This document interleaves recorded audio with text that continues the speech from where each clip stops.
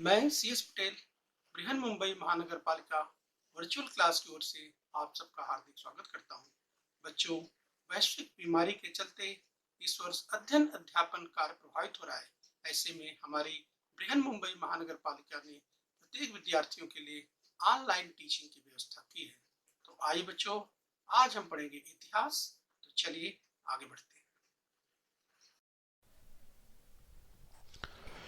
तो बच्चों, कक्षा 7वीं में आज हम पढ़ेंगे इतिहास यानी हिस्ट्री। तो आज का विषय है इतिहास यानी हिस्ट्री। और बच्चों, आज का पाठ है इतिहास के साधन यानी सोर्सेज ऑफ हिस्ट्री, इतिहास के साधन। तो बच्चों, मैं CS Patel, virtual training centre, Dadar से। आइए आगे बढ़ते हैं।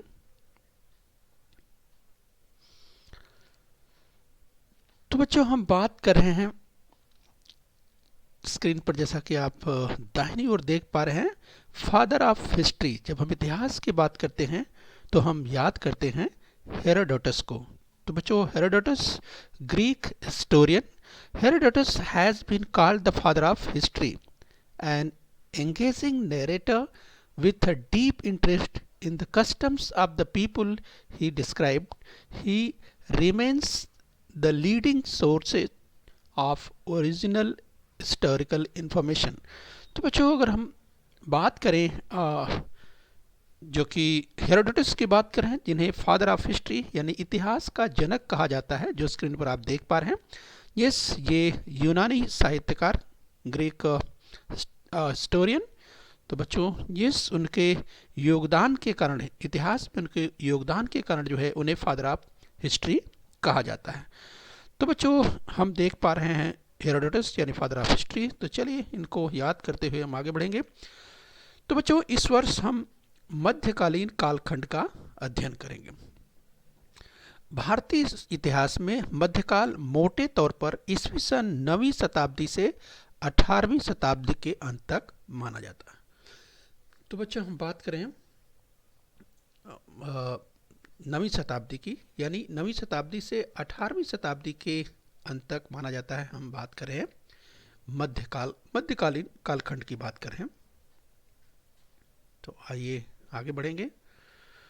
बच्चों, भूतकाल में घटित घटनाओं के कालक्रम के अनुसार प्रामाणिक और वैज्ञानिक पद्धति के आधार पर दी गई जानकारी को इतिहास कहते हैं। तो बच्चों, घटनाएं जो भूतकाल में घटित हो चुकी हैं, यस, तो घटनाओं के कालक्रम के अनुसार प्रामाणिक और वैज्ञानिक पद्धति के आधार पर दी गई जानकारी को इतिहास कहते हैं। तो आज हम देखने वाले हैं इस इतिहास के साधनों के बारे में, हम और जानकारी प्राप्त करने वाले हैं। तो बच्चों, इतिहास यानी हम हिस्ट्री की बात कर रहे हैं। तो इतिहास की दृष्टि से व्यक्ति, समाज, स्थान और काल, ये चार अत्यंत महत्वपूर्ण हैं। इस इतिहास के दृष्टिकोण से देखें बच्चों, व्यक्ति, समाज, स्थान और काल, ये चार घटक अत्यंत महत्वपूर्ण हैं। इतिहास को विश्वसनीय प्रमाणों पर आधारित होना आवश्यक है। इतिहास को विश्वसनीय प्रमाणों पर आधारित होना आवश्यक है। इन प्रमाणों को ही इतिहास के साधन कहते हैं। यानी ये जो प्रमाण हैं, यही इतिहास के सोर्सेज यानी इतिहास के साधन यानी सोर्सेज ऑफ हिस्ट्री ये कहे जाते हैं। तो इनके बारे में हम विस्तार से आगे देखने वाले हैं। तो बच्चों, हम बात कर रहे हैं इतिहास के साधनों की बात कर रहे हैं। तो जिस ऐतिहासिक घटना का अध्ययन करना है, उससे संबंधित अनेक घटकों का विचार करना पड़ता है। तो बच्चों, जिस ऐतिहासिक घटना का अध्ययन करना है, उससे संबंधित अनेक घटकों का विचार करना पड़ता है। इसके लिए ऐतिहासिक साधनों का आधार लेना पड़ता है। ये ऐतिहासिक साधनों का आधार लेना पड़ता है। इन साधनों की जांच पड़ताल करना आवश्यक है। हम बच्चों बात कर रहे हैं जांच पड़ताल की, यानी ऐतिहासिक साधनों का आधार लेना पड़ता है। यानी कोई भी घटना हो बच्चों, यस उसकी सत्यता को परखने के लिए, यस उसकी सत्यता को जानने के लिए उसके लिए क्या करनी पड़ती है, जांच पड़ताल करनी पड़ती है। तो बस कोई भी यूं ही इतिहास का साधन नहीं बन जाता। तो ये सुन के तथ्यों का पता लगाया जाता है, उनकी प्राथमिकता और सत्यता की पड़ताल करनी पड़ती है। इन साधनों का उपयोग अत्यंत सूझबूझ और विश्लेषणात्मक पद्धति द्वारा करना आवश्यक होता है। तो बच्चों हम बात कर रहे हैं इतिहास के साधनों की, यानी इतिहास यूं ही काल्पनिक रूप में नहीं, बल्कि ये जो तथ्य प्राप्त होते हैं या जिनके बारे में पता लगाया जाता है, ये उसकी प्राथमिकता और उसकी सत्यता की पड़ताल करनी पड़ती है और साधनों का उपयोग अत्यंत सूझबूझ और विश्लेषणात्मक पद्धति द्वारा इस उसका कह सकते हैं उसे समझना पड़ता है और उसके लिए ये जरूरी है। तो आइए बच्चों इसी क्रम में हम और आगे देखते हैं। बच्चों इतिहास के साधनों का वर्गीकरण अगर हम देखें तो हम समझने का प्रयास करते हैं कि इतिहास के साधन यानी क्लासिफिकेशन की बात करें, सोर्सेज ऑफ हिस्ट्री, तो सबसे पहले हम देखेंगे भौतिक साधन यानी मटेरियल सोर्सेज की बात करेंगे। उसके बाद दूसरा है लिखित साधन यानी रिटन सोर्सेज, लिखित साधन। और अगला है मौखिक साधन यानी ओरल सोर्सेज।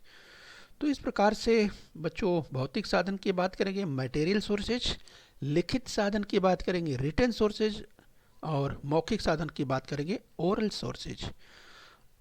और बच्चों अगर आजकल के संदर्भ की बात करें, मॉडर्न की बात करें, तो आजकल तो ऑडियो विजुअल भी उपलब्ध हो गया, जिसके कारण इतिहास को जानने में, इतिहास को समझने में, इतिहास के तथ्यों का पता लगाने में भी काफ़ी मदद मिलने लगी है। राइट, तो आज बच्चों हम आगे बढ़ेंगे और देखने का प्रयास करेंगे भौतिक साधन यानी मटेरियल सोर्सेज की बात हम करेंगे।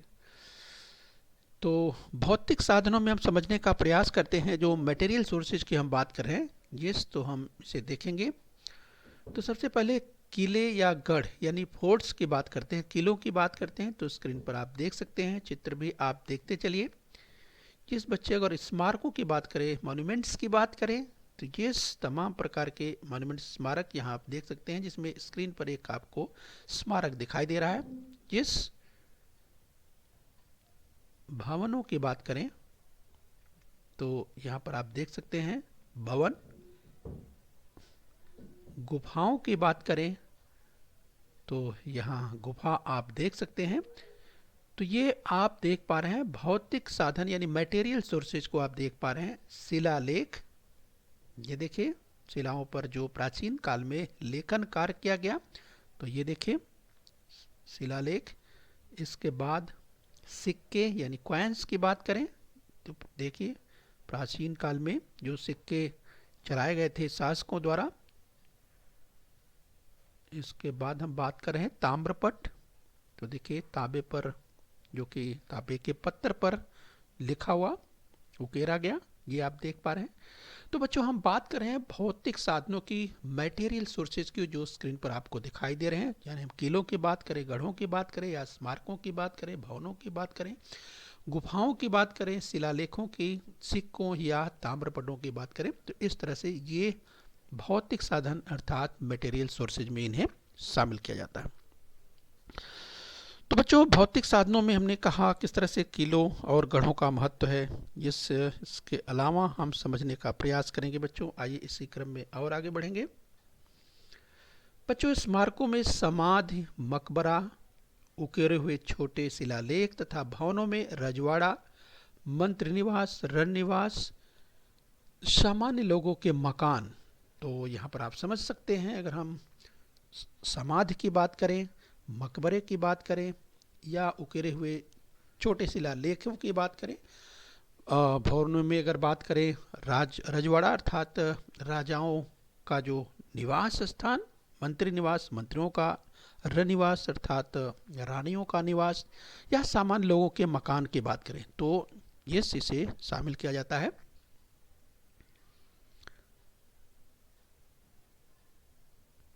बच्चों भौतिक साधनों में गढ़ों अथवा किलों का महत्वपूर्ण स्थान प्राप्त है।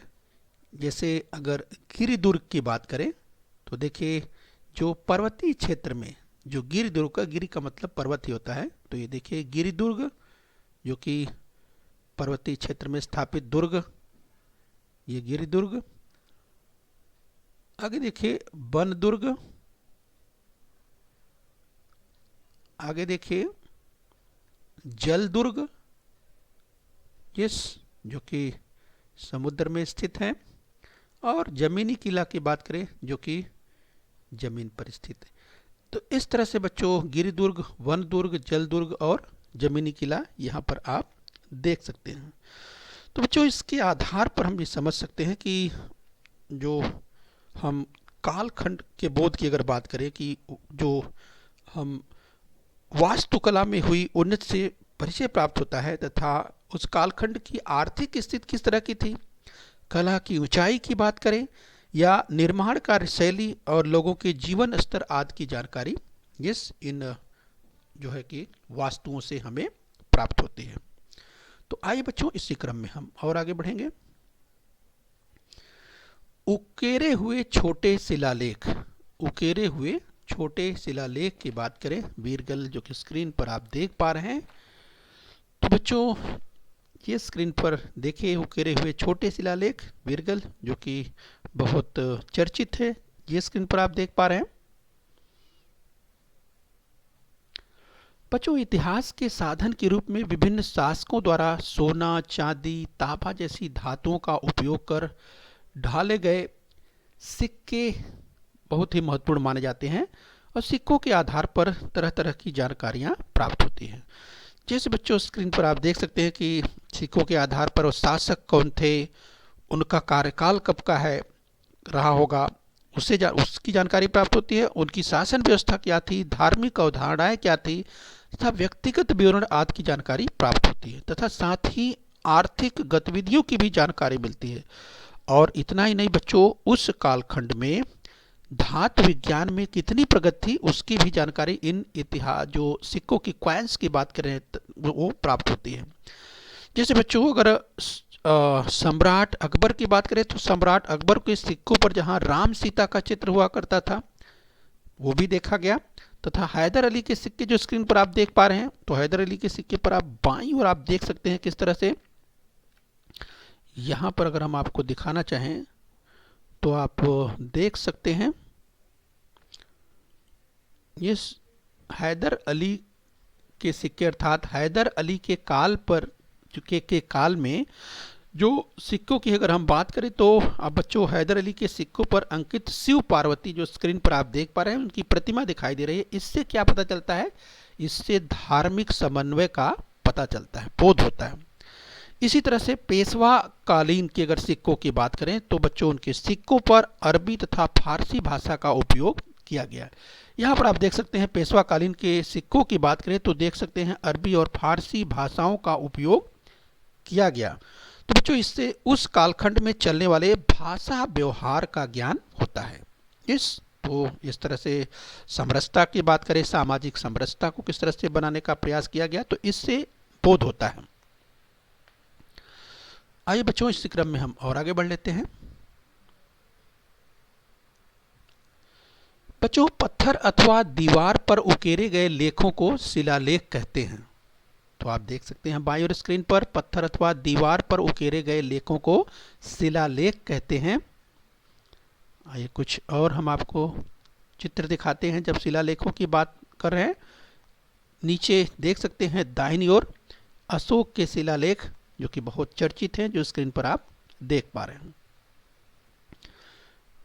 आइए आगे बढ़ेंगे। बच्चों शिलालेख इतिहास लेखन का अत्यंत महत्वपूर्ण और विश्वसनीय प्रमाण माना जाता है। हम शिलालेख की बात कर रहे हैं। शिलालेख अत्यंत इतिहास का लेखन का के कार्य की बात करें तो इसे महत्वपूर्ण और विश्वसनीय प्रमाण माना जाता है। इसके द्वारा भाषा, लिपि, समाज जीवन यानी समाज लोगों उस समय लोगों का सामाजिक जीवन किस तरह का था, तो इस तरह के घटकों को समझने में सहायता प्राप्त होती है शिलालेखों द्वारा। तो एक शिलालेख स्क्रीन पर और देख सकते हैं। तो इस तरह से बच्चों आइए इसी क्रम में हम और आगे बढ़ने का प्रयास करते हैं। बच्चों यहाँ स्क्रीन पर आप देखिए तंजौर का बृहदेश्वर मंदिर आपको दिखाई दे रहा है।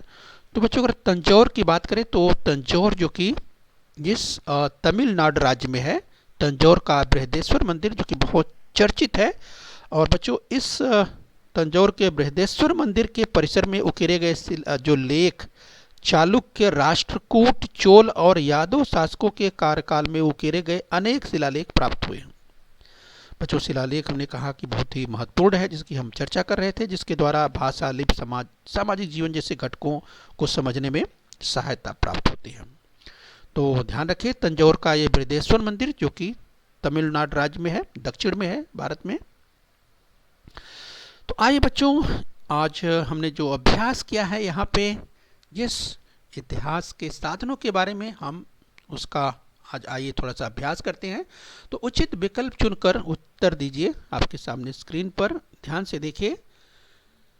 भारतीय इतिहास में मध्यकाल मोटे तौर पर ईस्वी सन 9वीं शताब्दी से ये रिक्त स्थान दिया हुआ है यहाँ तक, यानी इस शताब्दी के अंत तक माना जाता है।